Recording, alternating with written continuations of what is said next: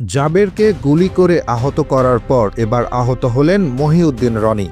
এরপর আন্দোলনে হাজির পাটোয়ারি। শহীদ ওসমান হাদির বিচারের দাবিতে একের পর এক হামলার অভিযোগে উত্তাল হয়ে উঠছে পুরো দেশ। যে প্রশাসন নিজেই দায়িত্ব নিয়েছিল হাদি হত্যার বিচার করবে, আজ সেই প্রশাসনের বিরুদ্ধে উঠছে সবচেয়ে বড় অভিযোগ। বিচারের দাবিতে আন্দোলনকারীদের উপর হামলার অভিযোগ।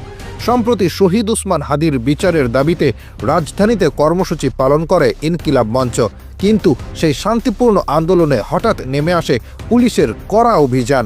ভিডিওতে দেখা যায় আন্দোলনকারীদের উপর লাঠিচার্জ, টিয়ার শেল, এমনকি গুলির ঘটনাও ঘটে।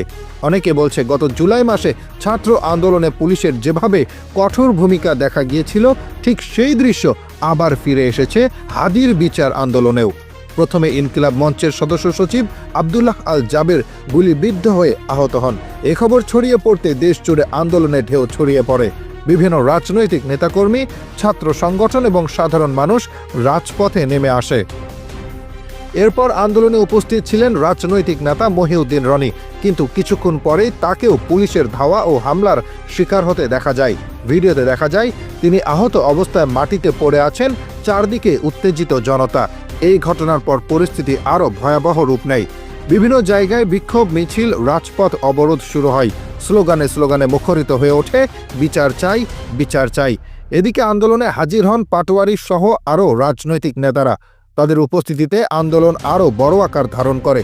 দেশের বিভিন্ন অঞ্চলেও শুরু হয়ে যায় হাদির বিচারের দাবিতে কর্মসূচি। মধ্যরাতে পুলিশের সঙ্গে আন্দোলনকারীদের ধাওয়া পাল্টা ধাওয়া চলে।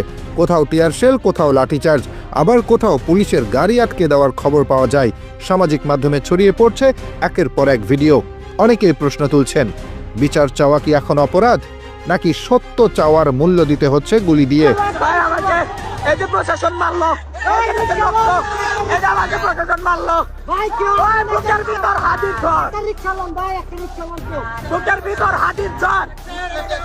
অনেক বিশ্লেষক বলছেন, এই আন্দোলন শুধু একটি হত্যাকাণ্ডের বিচার নয়, বরং এটি এখন রাষ্ট্র, প্রশাসন এবং জনগণের মধ্যে আস্থার বড় পরীক্ষায় পরিণত হয়েছে।